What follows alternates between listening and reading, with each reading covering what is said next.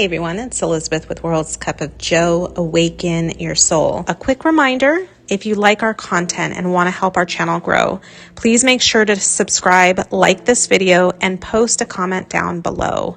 The comment can be something as simple as a heart or even just a hello, Joe. So an extra thank you for all that. Take the time to comment. We really do appreciate it. Let's get to the video. And I have a question for all of you that are listening, that are going through separation, that separation phase of your journey right now. How do you adjust to life after separation? This is a thought I think we all have when we're in this place. I mean, how do you pick up the pieces of what feels like an absolutely shattered self and start back up again? How do you look at anything around you or go anywhere anymore when anything and everything reminds you of your person? I have been in this exact place. I remember it all too well. I couldn't turn on the television in my bedroom for months after my person moved out of our home. It reminded me of him. I couldn't eat at the kitchen table anymore. It reminded me of him. I couldn't take a bath anymore. I took a shower instead because the bath reminded me of him. I couldn't pull out of my house's driveway or even be able to do my job without something reminding me of him. Social media, don't even get me started on social media. How am I going to get through this? That was the consistent thought that kept ruminating in my mind. How am I going to get through this? First, I want to send all of you that are listening love. We are all in this together. This journey unites us in a way that no other experience can. The typical person that hasn't met their twin flame will never be able to relate to us. They'll never be able to empathize with us or understand why. And I'm going to say this, we just can't get over them, right? That's what they want to tell us. Why can't you just get over them? They will never be able to understand. Friends and family will judge our person and they will try to make us see why they just aren't good for us. And all that does is leave us feeling more alone than ever before. Hearing that is not what we need to hear when we're in separation. It is counterproductive for us. But, and I want to emphasize the but, there can be peace after separation. There can be solace after separation. And there most definitely can be happiness after separation.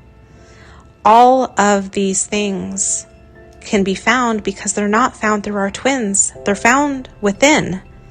So it's learning to find those things internally. And once you do, that's when the pieces of your life will feel like they have started to reassemble. But it will never go back to how things were before. No, my loves, these pieces that get put back together, they're getting put back through soul, not through mind. This place of being in soul, it doesn't happen overnight. And I really want to emphasize that. This is not an overnight miracle cure, right? Finding soul doesn't happen overnight. It is something that you slowly work to learn how to be in soul, how to remember that you are soul. It's a process that's worked through. And it's a process that's worked through by understanding how the energy of this connection works and then learning how to balance that energy. The balancing of this energy is what brings you out of the feelings of fear, jealousy, shame, anger, whatever you may be feeling. And you slowly start rising up to a place of neutrality. For me, it was this place of neutrality when I felt like I could breathe just a little bit easier again. It was this place of neutrality when that constant pain in my stomach that the addictive energy created was no longer there. It was this place of neutrality that I could slowly start turning on the television again and not have my energy spike all over the place when thoughts in the mind would come of him.